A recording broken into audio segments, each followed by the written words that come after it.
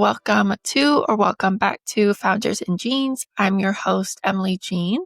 And before we get into the episode, I just want to say a huge thank you so much for listening to my podcast. I also wanted to say that if you enjoy the show, feel free to leave a review on Spotify or Apple, wherever you're listening to this, and also to follow us. You can follow us on Spotify, of course. You can follow us on Instagram at Founders in Jeans. You can also find me on Instagram at emily.jeans, or you can look me up on LinkedIn. I'm always happy to connect with people on there, and I have a lot of good conversations from listeners. Also, you can always leave a bad review for us.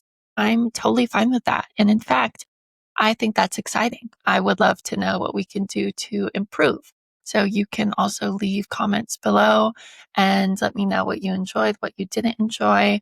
I actually do read every single one. We also have a newsletter that comes out once a week, so you can get all the updates from us. We also put in some weekly business and marketing updates in there, as well as some personal notes from me.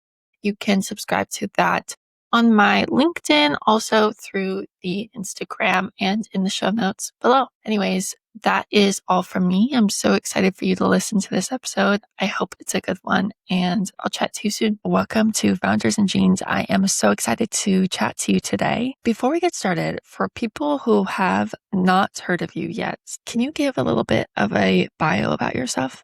Yeah, I'm the other Emily on the podcast. So it's fun to be here as a fellow Emily, being interviewed by Emily, but I am co-founder and CEO of a company called Hummingbirds. We're basically a creator matching platform. We really focus on everyday creators, those individuals who might be identified as like nano influencers or local creators or someone who's creator curious.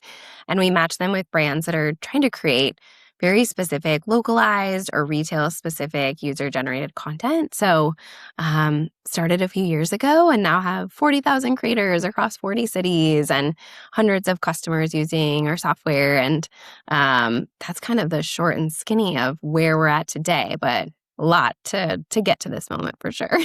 Yeah, so I love this business because it is such a clear use of the concept, like there was a need and you found how to fill it. It makes me so happy because knowing so many creators and being in the space a little bit, just knowing how many people really need this, not only businesses, but creators themselves, a way to organize that system is brilliant to me. And I do want to go backwards a little bit. So all the way back to the beginning, before you got into Hummingbirds, what were you doing and what kind of led you to Hummingbirds?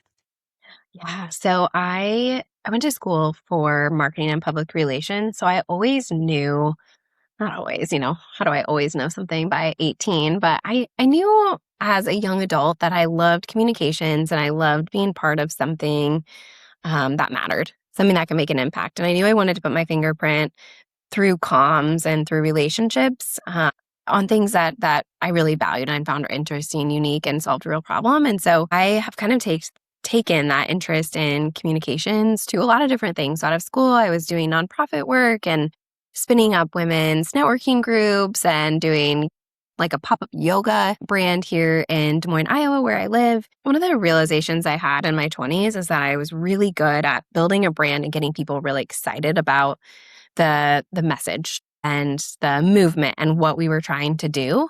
And so I ended up starting my own marketing agency in about 2018. And I really wanted to teach brands, my clients in and around the Des Moines area, how to do kind of community-centric marketing. And to me, community-centric marketing is knowing your customers, creating experiences for them, getting them excited to try and share your brand and your product. And that just really wasn't anything the agencies in town were doing. And so I had a couple clients that were like, hey, could you get a group of people to come to this music festival? We'll give them free tickets if they'll talk about it on social. And I was like, yeah, of course. Like that is like a perfect strategy. And that works so well in a localized environment. And so I got really curious about how to solve this kind of word of mouth marketing challenge. And again, like as a marketer, I love solving kind of marketing challenges and opportunities. And so what grew is like something in Des Moines, Iowa, as like a group of 50, 100 people. We started to get to the interest of hundreds of creators across other states and brands that were like, hey, we're not in Chicago yet. We're in Chicago. You're not here yet. Can you come here? And I really saw this opportunity to build something really, really big. I don't know if you've ever experienced this, but like they're just like these little nuggets of information that I felt like I was getting along my career journey and the journey of building hummingbirds. I was like, oh, interesting. Like if I turn that rock over when I stumble upon it, like what's on the other side? Oh, okay. If I open another city, what happens? If I open 2 more cities, what happens? If I add this feature into our software, what happens? And like all of these little curiosities and trying things led to this now like multi-million-dollar creator marketing platform, right? And I think that totally oversimplifies it. But if I reflect on like who was Emily at age 18 to who is she now, she's still the person who is like always enthusiastic about seeing what's around the corner and trying new things and experimenting and creating a path that really resonated with the gifts I had and where I felt like I can make the biggest difference. It's such a unique position too, because I think influencers and creators have been underestimated as a whole for so long, not to mention this concept of like local creators. Was there a moment, I guess, or how were you able to cultivate more of a respect for that niche? Is what I'm trying to get at, I guess, is like it's hard enough to sell the idea of an influencer. It was at least 5, 10 years ago, let alone influencers on kind of a smaller local level. I think for me, I identified as being this kind of like local creator and local influencer. I'm doing air quotes because if someone was like, oh, you're a local influencer, I'd be like, no, no, no, no, please don't say that. But I really was and am that person who's sharing what's new around Des Moines. And like, I'm a go-to person for a lot of people on recommendations on where to get your nails done or like what to do and what to buy for kids' snacks for like a little picnic outing. And so I knew, like, I identified as this persona of being like a local creator. And so it was easy for me to spot others like me who were really excited to share the things they were doing in their own backyard on just a day-to-day basis, but they weren't aspiring to be an influencer. They just have influence and they use it in a way that really benefits the businesses and the people and the causes they care about around them. And so I was like, if I can scoop up hundreds of these individuals, I really think that it will work really well to match them with the brands that are trying to find this persona. So to me, it was such an organic thing because I was the creator that I was, building the community around. And that made all the difference. Like I wasn't someone, trying to create a platform for a group of people I didn't identify with, right? Like I think about a lot of technology companies that are created by men. And I was like, I've seen this happen, like where you create like these creator platforms have been tried before, especially at a local level. But if you don't really identify and understand and you're not obsessed with the consumer and the persona of the humans you're working with, I just don't think you're going to get far. So I think that identity that I had as that everyday local creator allowed us to go really far, really fast. I'm curious too. I think community has become this kind of overused buzzword, but it's been such an integral part of your business for a while now. For you, how do you define community? What does a successful community look like? And how can businesses cultivate that more? When we think about community, it's certainly so different than it originally was, right? We had a community of just creators in Des Moines. So we could do events and meetups and local activations in a way that at 40 plus cities looks totally different because staffing something like that at scale is really, really expensive. And so for us, we have always tried to find these touch points where we help our creators feel like they're part of something. And so for us, it's always asking the questions like, do they feel connected to what we're doing? Do they resonate with the education we're bringing to the table? Do they have an identity with being a hummingbird? So our company's called Hummingbirds, but we call our creators hummingbirds. It's kind of just a fun thing. And I started to see early days of kind of scaling hummingbirds that people were putting in their Instagram bio, they'd say, I'm a DSM, a Des Moines hummingbird. I'm an Omaha hummingbird. And that was a really powerful moment to me because it signaled that people felt like they belonged. And I think in a community, you want to feel like you belong there. And so we have specifically, like our platform has, like I said, 40,000 creators. We have a really large percentage of them in the charm, which is what a group of hummingbirds is called. I kid you not, it could not be more perfect. But those are the people who are connecting with each other in their cities, doing meetups. They're helping each other with their content. They're leveling up. They're really intentionally connecting. And so we look at our platform feels very community centric, but then you actually go to the community that we staff and have real teammates overseeing and caring for that we take it to the next level. And so when I think about brands that, yeah, you can say, we have a community of 100,000 people. I'm like, is it a community or do you have a group of users, right? And I really think it's about the intent of the founder or the leadership team to say, what does community mean to us? And if it's not about connecting and meaning and purpose, and it's more about volume and numbers, I'm like, then it's just not a community. But I think it's really about the connectedness you have with that group of people. 100%. I completely agree with that sentiment too. I am curious to hear your thoughts on this. I was listening to a podcast the other day and they were discussing how there's a certain number, I guess, or a certain point where they feel like the community no longer becomes a community. It gets to a certain level where it's really hard to localize things. Do you agree with that? Because I feel like I have mixed opinions with it. I'm a part of a few communities here in Sydney, and I find that the bigger they get, the less personal it feels. But what's your opinion on that? And have you been able to cultivate kind of this more personalized experience for people despite having a bigger growing community? I think is a very real pain point. The larger we've gotten, we haven't been able to at scale been as close to our creators in the way that when we had 300 people doing campaigns regularly. Now we have 3,000. And so that connective tissue to them, I even think about the school classrooms where people are like, how are there 30 students to one teacher?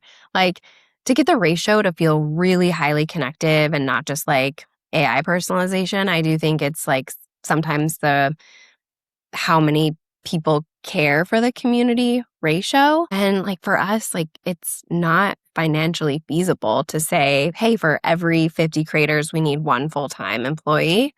And, some creators come in and out. Sometimes they're really active and then sometimes they're not. And so I think it's just one of those things, we do prioritize it, but not to the detriment of the company's financials. You know what I mean? And so that's where I find it really tricky because I want that high touch, high personalization, really solid foundation of community, but it is admittedly really, really challenging. And so I think for us, it's finding our super fans inside of the charm to say, hey, can you show up and help create that connective tissue and that value for our newer creators? And seeing that organically happen has been amazing. But I think some of those really strong communities, their power users, are helping sustain it and keep it growing and alive. But it is no small feat to do it really well and really right. 100%. I want to ask too, for brands that want to make community a center point of their marketing, but they are scared because there's not always a direct ROI very early on in that investment, which is largely a time and energy. It's a big one. What do you have to say about that? Do you feel like it pays off in the long term or, yeah? I think it pays off in the long term as long as your brand product offering really does resonate with the community you're building. I think forcing community on a business model with customers who aren't passionate or excited about the offer is just going to fall flat. So if you sell yo-yos, I have no idea why I thought of yo-yos. Maybe you can build this passionate community of people who love that. But I don't know.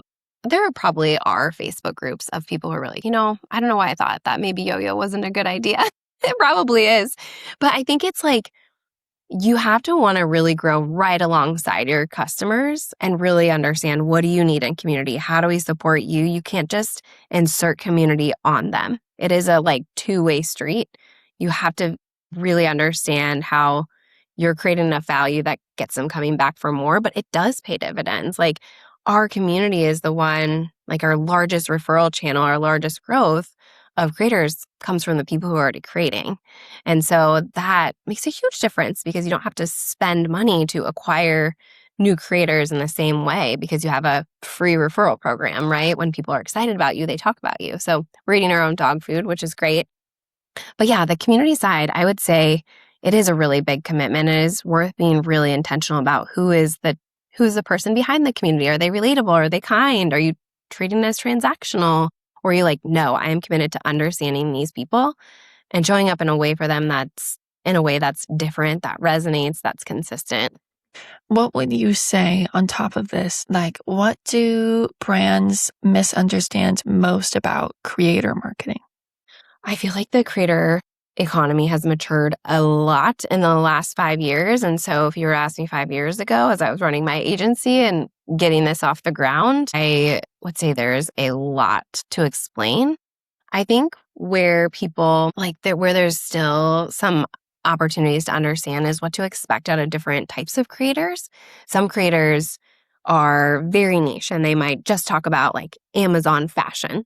Like they're going to be really good at driving traffic to Amazon related fashion pieces, right? So expecting them to do something different um, just because they have 50,000 followers is kind of silly, right? Where we would think like everyday creators, you wouldn't expect them to drive 10,000 website visits because they're everyday people. They might drive a few hundred, maybe, but you wouldn't expect them to be this like high performing, you're going to get a ton of conversions and purchases from one everyday creator. And so I think people really want creators to be top, middle, bottom of funnel. Like we want the brand awareness. We want likes, shares, engagement, reach, saves. We also want them to drive people to our website, our email marketing, get on our list. And then we also want to see conversions and attribution. We want to be sure that this is black and white. And I'm just like, oh my gosh, that's a lot of pressure to put on a person. And so it's going in being really clear, in my opinion, as a brand of like, what's the biggest impact? Is it brand awareness? Is it bottom of funnel sales? And I think there's still this kind of lack of maturity sometimes where people are like, can't they be it all? And that's just like, you wouldn't ask, well, people ask like social media managers to also be like the website editor and like the videographer, and it's still happening today. But like trying to squeeze one person and like a very specific follower count or niche kind of topic that they engage in into being more than that is just sometimes it happens more, still quite at a volume that I'm a little bit surprised by. Right.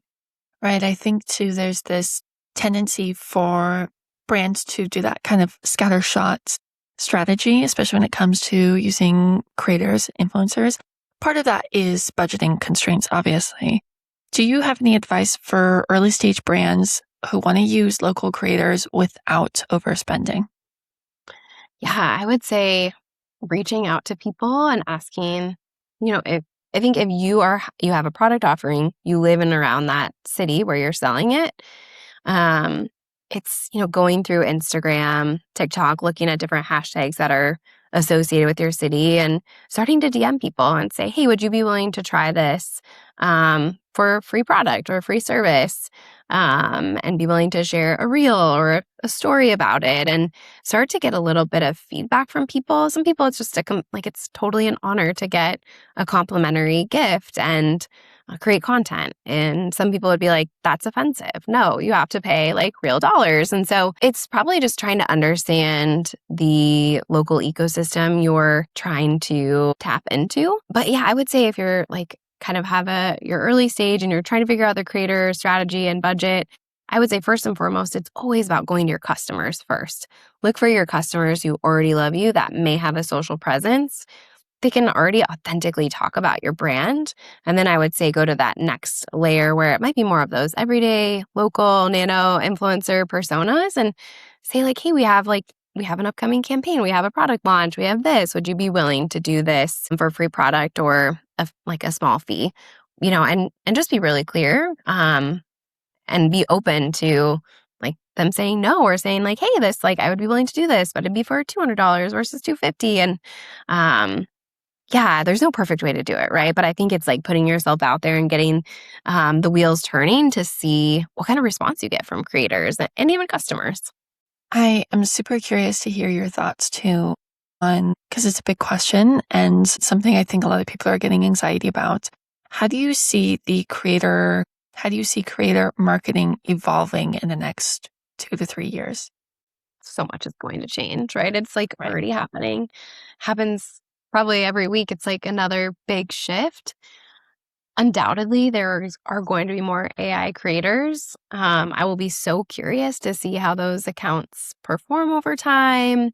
There are already some that are getting so massive and large. I think there will be more ways that creators are creating. So you see the Substacks of the world, like those are getting bigger and bigger and being monetized. Creator is such a broad word, right? It doesn't just have to be like Instagram or TikTok creators, but I think we'll just continue to see more and more ways that creators can plug into brand moments, brand needs, and really make a living or a side income based on the opportunities.